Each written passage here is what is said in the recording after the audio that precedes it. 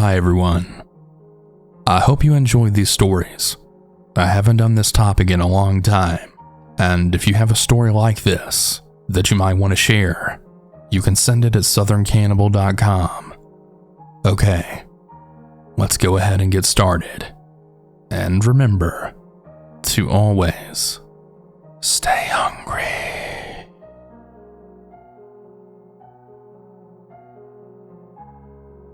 This isn't your typical scary story, but it was a pretty weird situation, and it definitely was creepy. So I was going to my friend's, and I was gonna be late, so I requested an Uber. The first guy canceled on me, but the second one accepted it.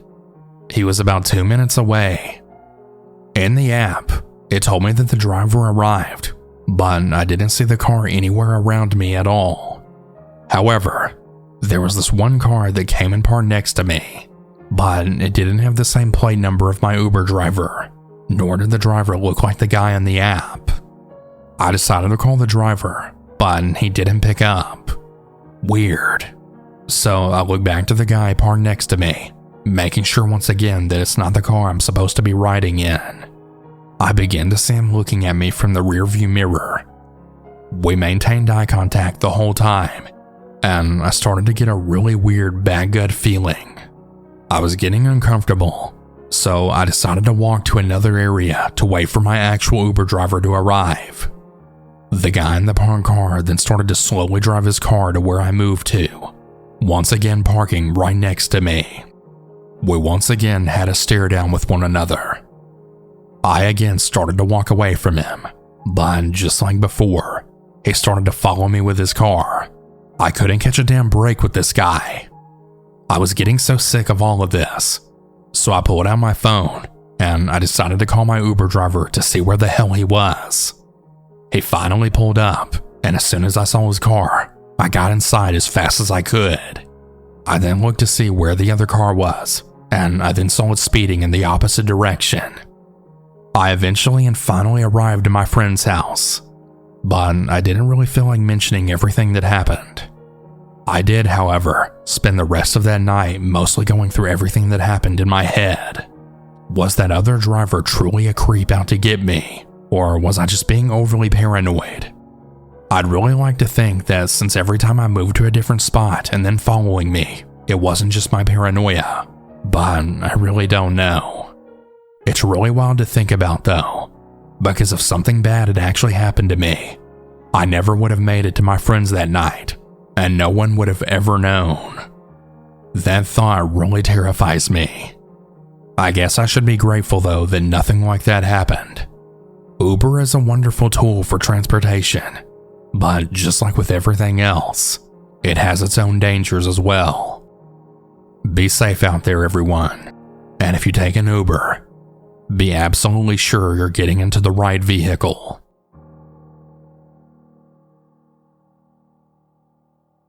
I'm a 26-year-old female who lives in the north of the UK. This happened during the early hours of this morning. I was out from 1 o'clock in the afternoon for my friend's birthday, and we had gone out for a meal and a few drinks afterwards. We were out all day up until midnight. I didn't drink as much as they did, as it makes me feel really sick after a few. So I was feeling okay, but just a little tipsy more than anything else, as I was mainly drinking non-alcoholic drinks.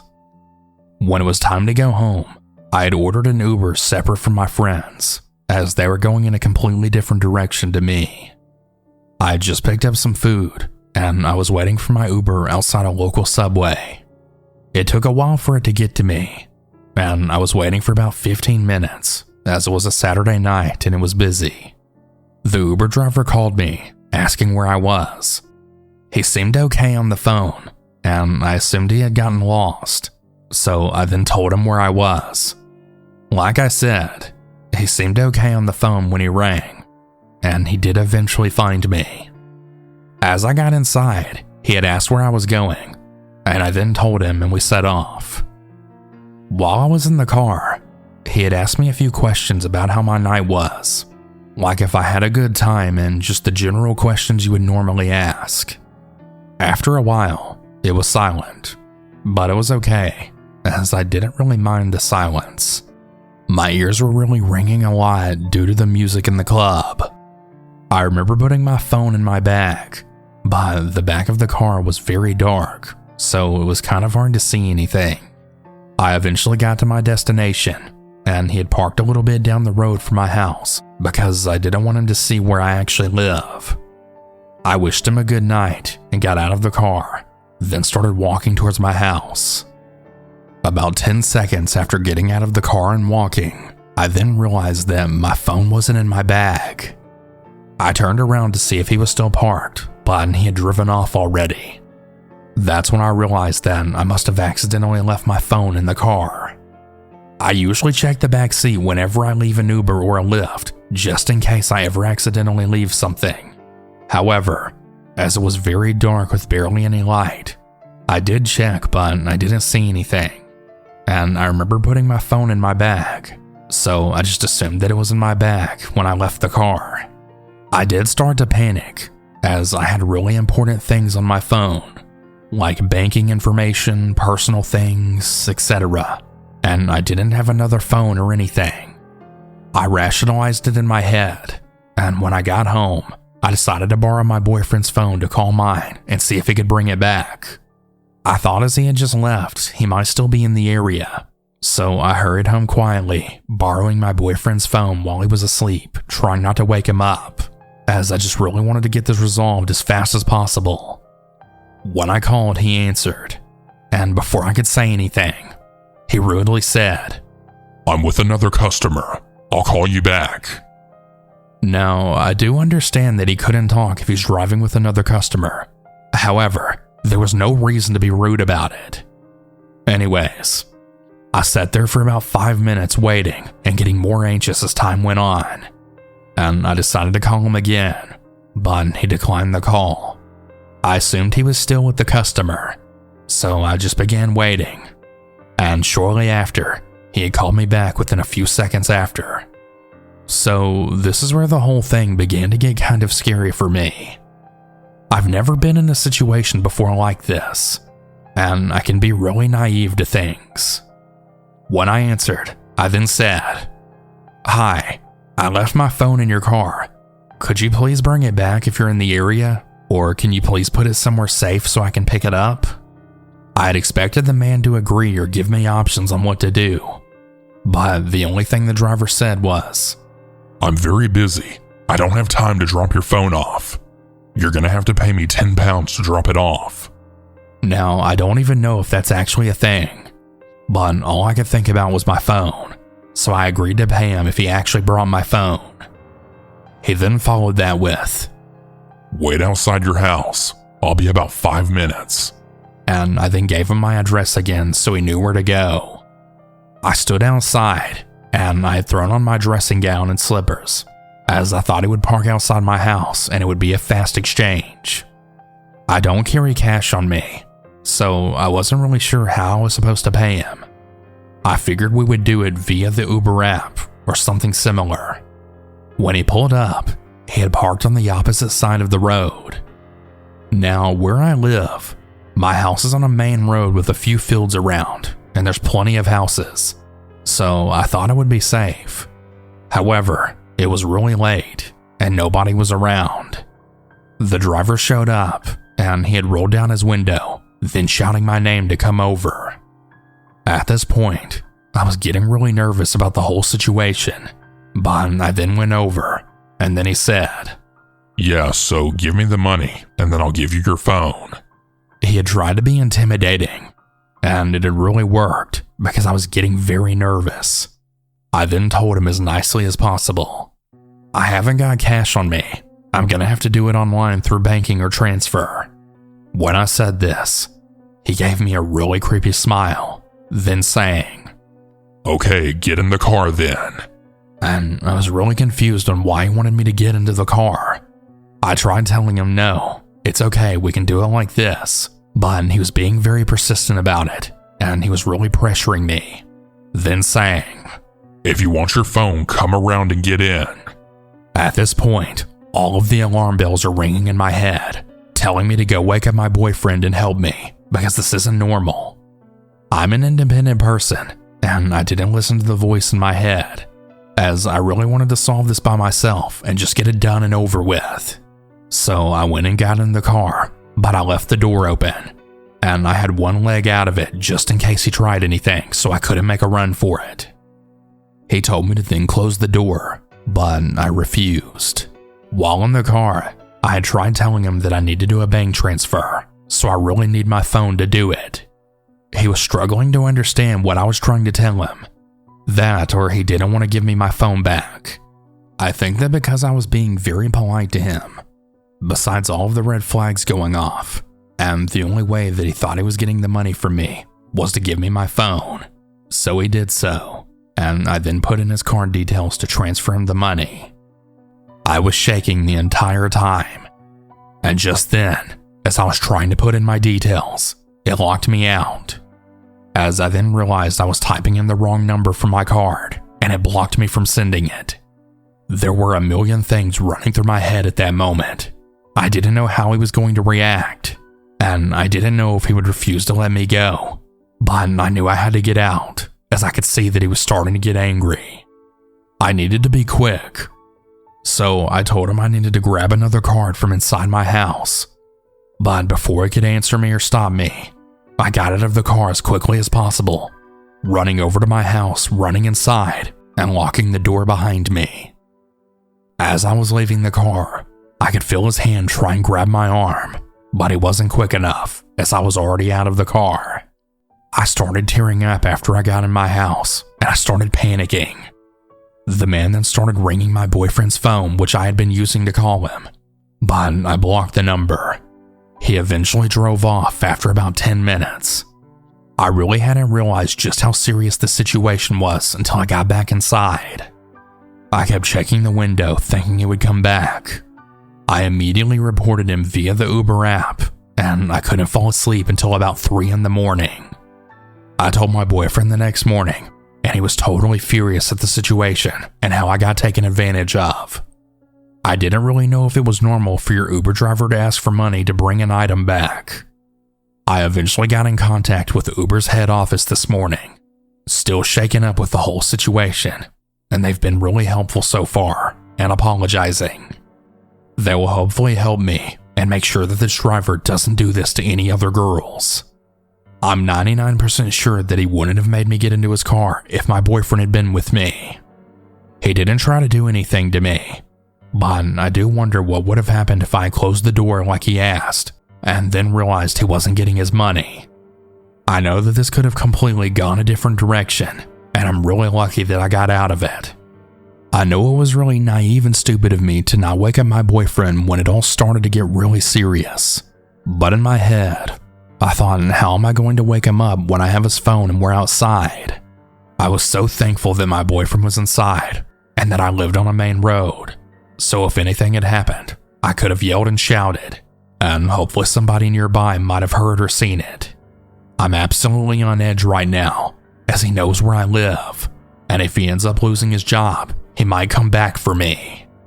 That really can happen, and I'm trying to process it.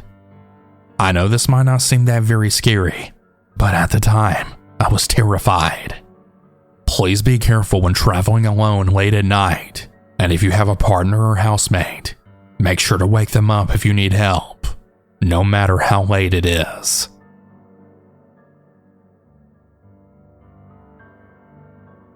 I've always listened to your stories, but I've never really had a story of my own to post. But now I do. I'm going to give you some background information here, so here goes. I've lived in Utah for most of my life, other than a few years in Wyoming. I'm an Uber driver in Utah, and I have been for a few years now.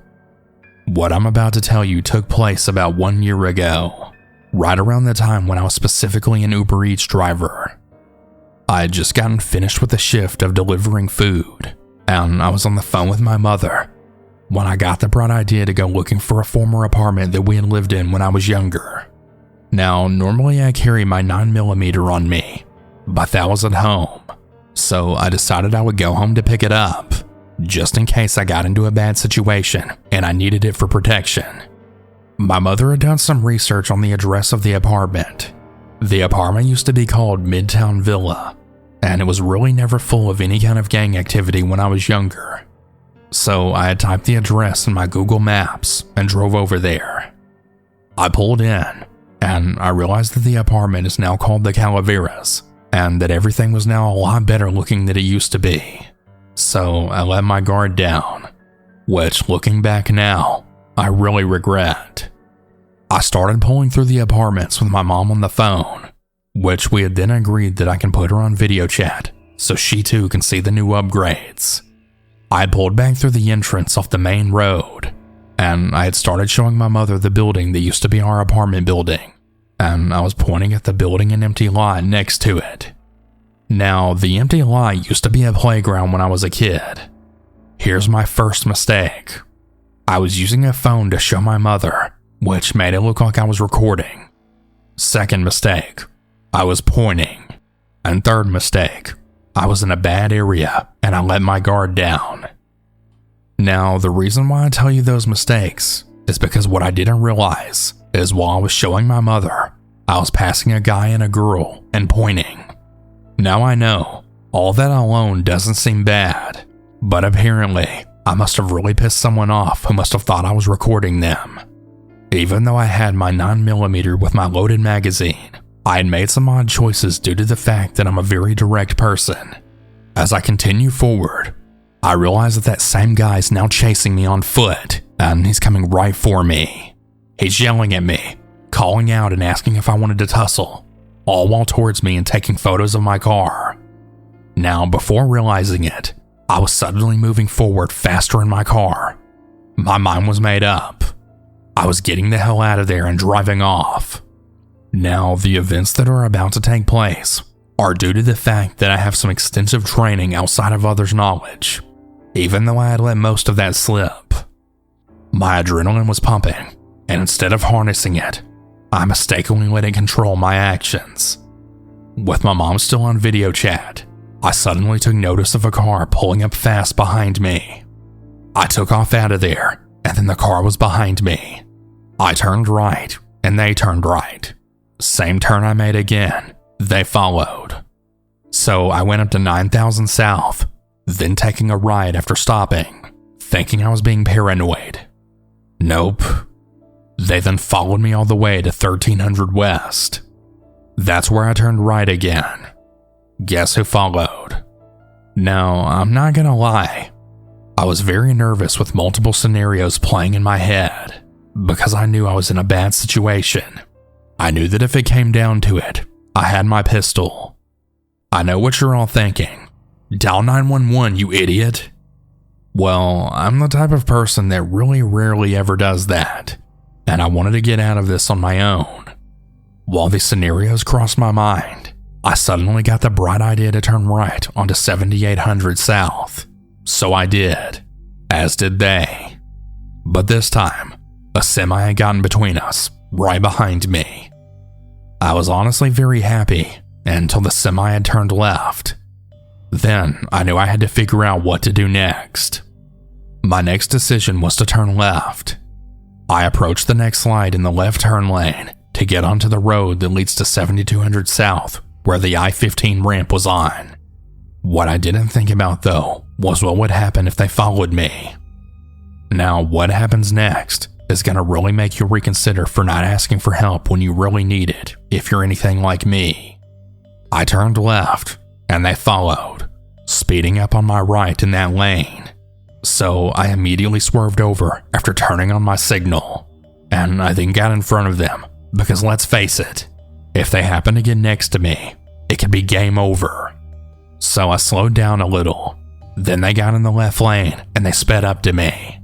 I then sped up as well, and just as we hit 90 miles per hour, I then slammed on my brakes, and they slammed on theirs and turned right. If I had been there, I could have been hit and rolled my car and even died, and at the very least I would be in the hospital. That's when they then took off down the road on their right, and I booked it to the interstate. I drove to the grocery store near my house, calling the police department near that apartment complex in order to report it. The dispatcher then informed me that I should have called 911 to make the situation easier, and they would have directed me to the nearest police station with officers outside to deal with anything that followed me into the parking lot. The officer then called me, and we talked about it. He had went on to tell me that that area was very problematic with gang activity, and he believes that my extreme concern and judgment were very accurate. I then headed home, and I didn't let my guard down until I got home. I told my fiance all about it the very next day, and she told me to never deliver to that area without some form of protection. So in closing, number 1, don't ever leave yourself without protection. Number 2, always ask for help when you need it, because otherwise, your life could really be at stake. Number 3, don't be naive to your situation. I really hope that this doesn't happen to anyone else. And remember, it's not the people with pistols in their holsters that you have to watch out for. It's the people that tuck them into their waistbands without a holster. Those are the ones you have to watch out for. Be safe, everyone, and thanks for listening.